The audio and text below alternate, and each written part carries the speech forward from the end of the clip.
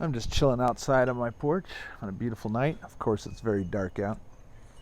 But I'm going to keep this short. I meant to talk about the Kyle Rittenhouse case more often, but there's nothing to say. I was just really waiting to see if the President of the United States, as well as many, many media companies, many, many news organizations, many, many news publications, all tried to make horrific claims about him. For instance, say Joe Scarborough, who claimed he went to Kenosha to try to kill black people and fired 60 rounds into a crowd of people indiscriminately, all of which is false and defamation.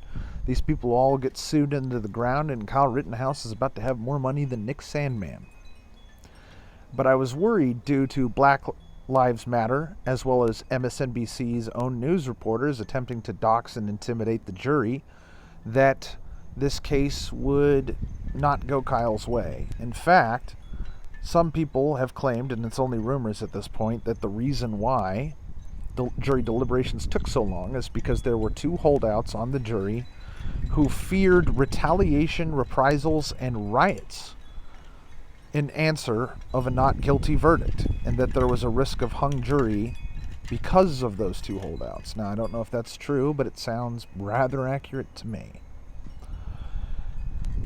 Make no mistake, all progressives are fundamentally evil. They are subhumans beneath contempt, and they continue to this day to lie about the facts of this case. And publications like the New York Times, MSNBC, CNN, will all be sued for defamation over this case. The facts of the case were apparent on day one, were apparent all throughout the trial, and will stay apparent in perpetuity, and thank God for this case and what it will do to uphold our rights to the Second Amendment, I should say, to the right to self-defense, to keep and bear arms, etc. Now, there's one thing I want to remind you of, and I mentioned it pretty recently after the initial event that happened to Kyle Rittenhouse, who is the victim, not the aggressor, and has been proven so in the court of law. There are many so-called conservatives and Republicans who deserve absolutely no support and nothing but contempt because of the way they've treated this case. And I mentioned one in particular that I'm so happy that so many people are aware of now. Black Rifle Coffee Company, another fake grifter organization that makes money off of people by claiming to support the Second Amendment and claiming to support self-defense and veterans and whatnot. And they decried Kyle Rittenhouse. They called him a terrorist. They severed all ties with anybody they sponsored who expressed support of Kyle Rittenhouse. And I gotta say, good riddance. But if you're wondering why we have so many problems with conservatives and RINOs and fake right-wing people, there's a reason for it. Let me explain what Black Rifle Coffee Company has in common with the three people that Kyle Rittenhouse defended himself against. Gage Grosskreutz, who is a felony larcenist.